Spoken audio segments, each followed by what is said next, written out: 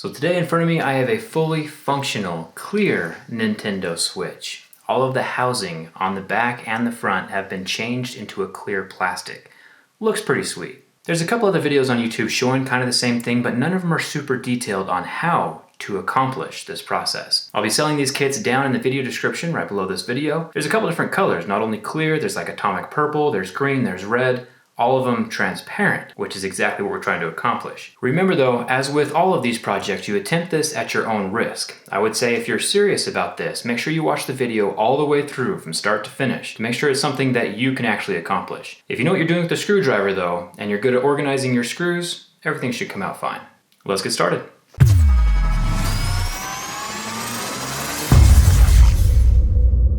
I'm going to start with the left Joy-Con since both Joy-Cons are slightly different. Then I'll show the right Joy-Con and end up with the center console itself. At the end, I'll have a successful, fully functioning clear Nintendo Switch to play after I'm all done. This whole process took me about an hour to accomplish, so go slow and keep your screws organized. There are 4 tri-point screws along the back of the left Joy-Con. I'll have all the tools and stuff linked with the clear shells in the video description. And then the whole plastic back unsnaps from the front and folds open. Be careful not to stress those ribbon cables along the sides. If you rip those, your controller will not dock or charge anymore. The 525 mAh battery comes out next. No adhesive or anything holding it down. It just has its own little plastic holder. There are 2 thin wires going down to the plug on the motherboard. I pulled mine out pretty gently because once again, this is a fragile process and I don't want to break anything. There are 3 more screws holding down the plastic battery holder. I'll unscrew those and unlatch the ribbon for the trigger button. Then I'll also disconnect the Joy-Con rail ribbons. Each of these have their own locking flap as well, but the latches are different for each ribbon, so watch out for that. Luckily, there's only 1 screw holding the rail in place, so I'll remove that and set it off to the side, and pull out the little black latching button that allows the rails to disconnect from the Switch body. While I have the button here, I'll just toss it into the clear counterpart. It has a little notch on one side, so it'll only fit in the correct way. I'll set the Joy-Con rail into place along that same clear plastic piece, with its 1 little screw.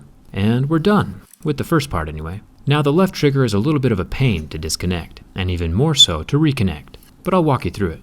There's a little plastic pin that needs to be decompressed underneath the trigger, so it will let go of the black plastic. I'll press that in, and then grab the trigger.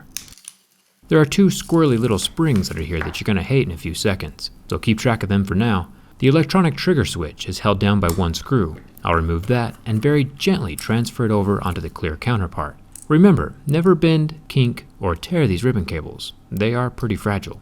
There is 1 Phillips screw holding that little button in place, and then I'll put the 2 little springs over the little circular guiding pegs on either side of that tiny board before trying to get the trigger button and top over them. The trigger has its own pegs for the springs. It's tough to keep the springs straight and get the trigger clipped in at the same time, but it's a good idea to make sure it's done correctly the first time, so you won't have to come back and fix it later. It can be done. The rest of this left Joy-Con body is pretty straightforward. The joystick is going to come out next. Pretty simple construction with 2 screws on either corner of the square body, and then 1 little ribbon connector attached to the motherboard. This also has a black locking latch that needs to be lifted up before the joystick can come out. Up at the top of the board we have 3 more screws. These screws hold the boards tight for the top buttons. They'll come out as 1 piece after the ribbon cable is detached from the larger motherboard below it. The top L button can come off at this point too. Notice that it also has a spring attached to it. This is easier to work with, but still don't lose it. Grab the little minus button from the controller, along with its inner rubber cushion, and set those off to the side in an organized fashion. There are only 2 screws left holding this motherboard in place. Remove those, and the motherboard comes loose. Now you can disconnect the rumble pack from the motherboard, but I found it easier to just leave it intact, since it has a pretty fragile connector. I don't want to mess with it if I don't have to.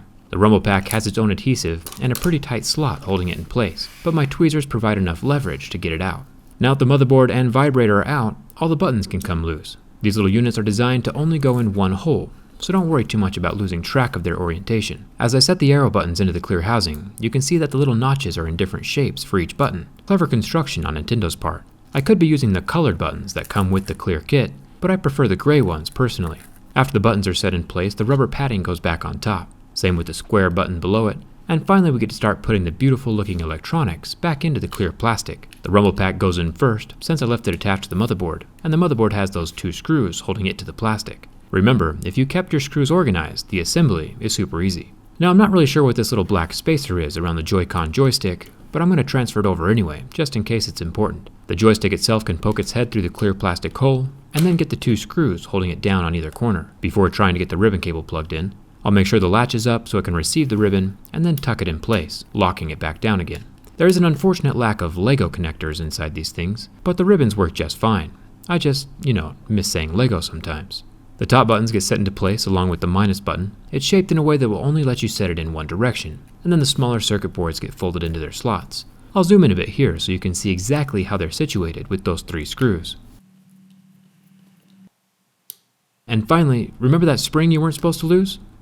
Get that situated on top with that L button. Then we can attach the trigger and battery housing back over the motherboard. First getting the trigger ribbon clipped in. Just like with the rest of the ribbons, each of them will have their own little latch, including these side Joy-Con rails that we were working on earlier. It's really starting to come together now, and looking pretty fantastic. The battery bracket has 3 of its own screws. As long as you get the motherboard screws in the right spot previously, this won't be too big of a hassle. I'll use my plastic pry tool to clip in the battery. Metal is a bad idea when working with anything connected to power. Setting the battery in place allows me to close up the whole contraption, positioning the rails and trigger in a way that the whole thing can fold completely shut, all the way around the outside. Get the 4 Y-shaped screws back into the rear housing, and it is one fantastic looking piece of hardware. It even works.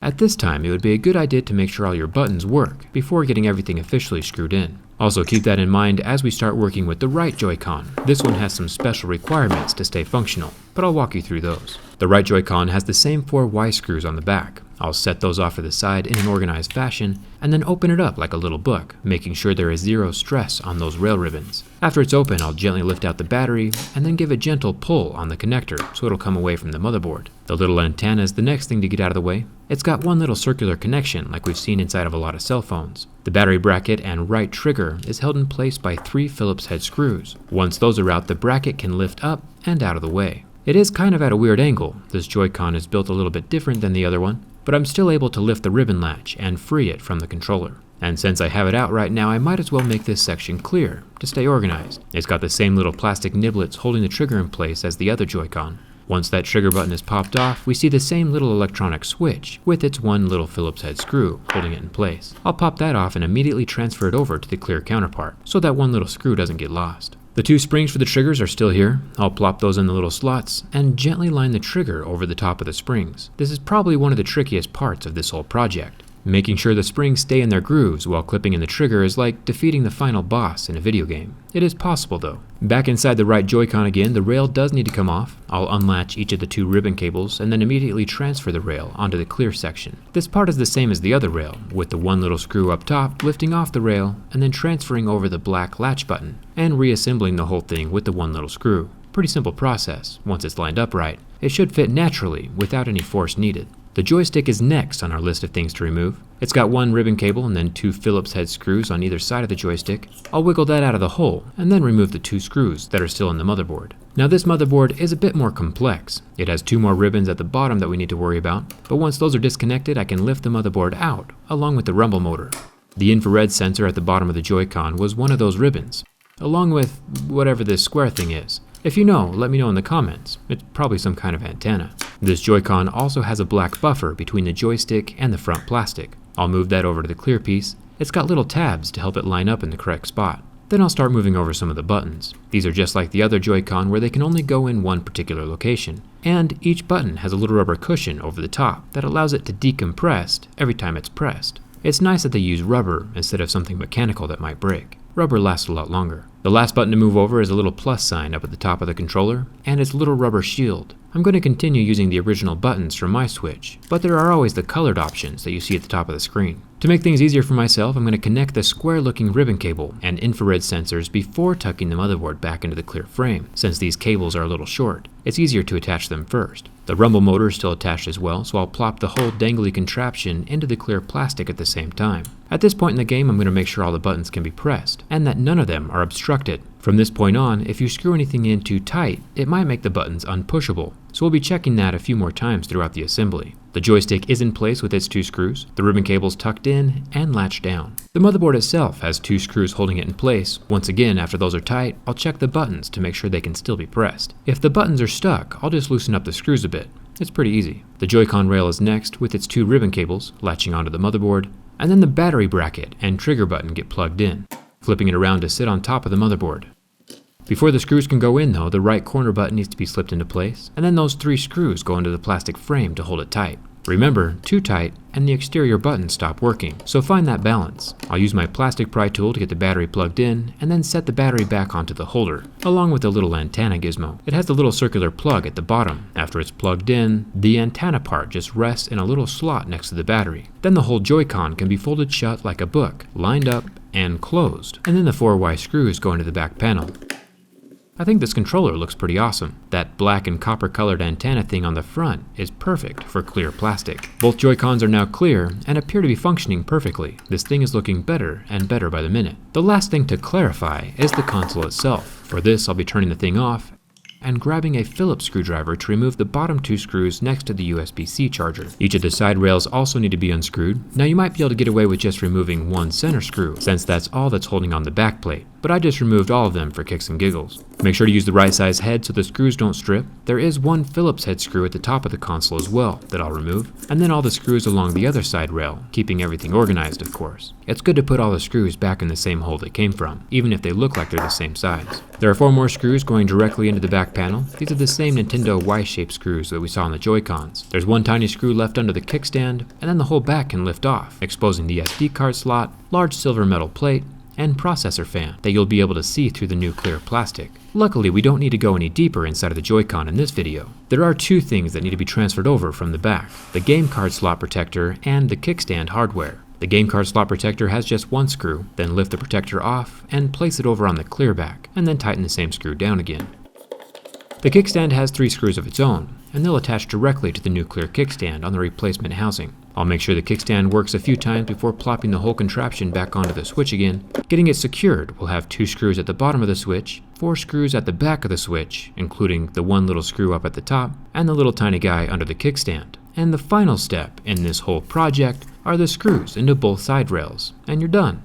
Now, I might be a bit biased, but I think this clear electronic thing is phenomenal. You get to see the technology at work inside the device we use every day. It's pretty incredible. I will have all of these kits linked down in the video description, so if you want to try this on your own Switch, you can. There's clear, there's a couple different colors as well. I'll let you look and see what's in stock. Remember, this took me about an hour, so I would set about that much time or more so you can get it all done in one go. It's important to keep all of your screws organized. That's probably the biggest tip that I can give you. You might have noticed that I have a new shirt on. This is my buddy Mo from back in 1812. You could say that Mo is my bro. I'll have these shirts linked down in the video description as well, if you're interested in getting a couple of those. And I'll be down in the comments for a while answering questions about this project. Whether you're watching this video today or a year from now, go ahead and ask your question. Either I or someone else who's done this project will answer it for you. Thanks a ton for watching, and I'll see you around.